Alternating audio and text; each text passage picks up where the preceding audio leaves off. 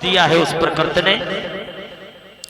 आने से पहले सोचा है कि ये जीव रूपी हंस संसार में क्या खाएगा। माँ के आचर में दुग्ध भोजन प्रदान कर देता है, जिससे हम तुम लोग पल करके बड़े होते हो मेरे भाइयों। और देखने के लिए आंख, सुनने के लिए कान, मुख, जिह्वा, हाथ, पैर।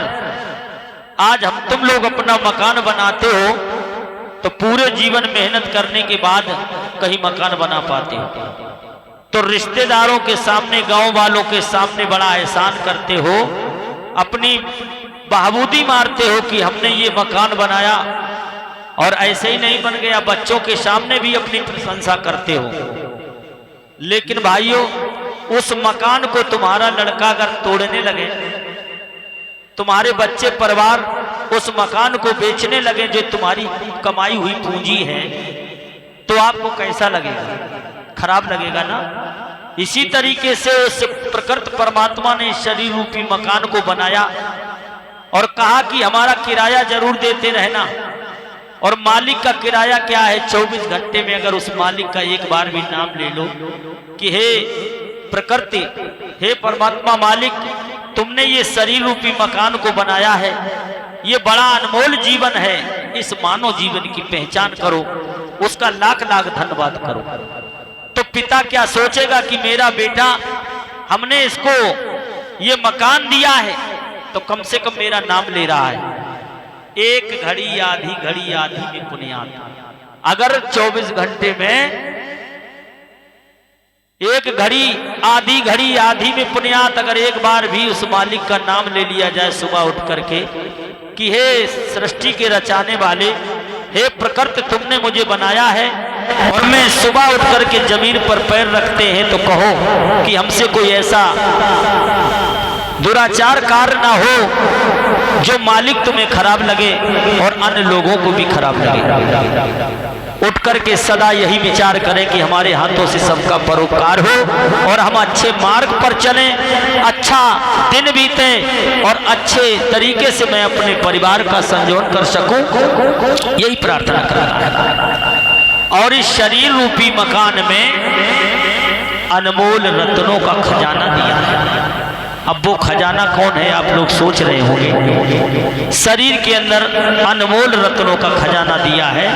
वो खजाना इतना अनमोल है, उसका कोई मोल नहीं है, उसकी कीमत हम लोग समझ नहीं पाते हैं और व्यर्थ में अनमोल खजाने को गंवा रहे हैं। वो हमारे शरीर के अंदर अनमोल रतन है, जो श्वास रूपी रतन धन है। हमारी श्वासें ये अनमोल है, अगर एक श्वास व्यर्थ में निकल जाती है,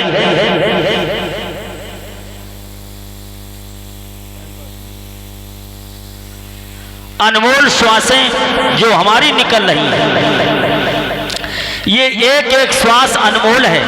इन श्वासों को व्यर्थ में मत गमाइए, क्योंकि कहा है श्वास श्वास में श्वास है, वृथा श्वास मत खोए और ना जाने इस सांस को आवन होए ना। जो ये सांसें निकल जाती हैं, ये सूखी आवाज निकल, हेलो हेलो हेलो,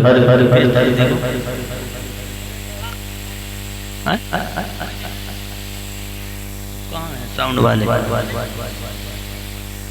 तुम्हारे में दाढ़ी वाली नहीं की सेटिंग सही लगती है, सूखी आवाज देखो। तुम मेरे भैया जरा गौर कर,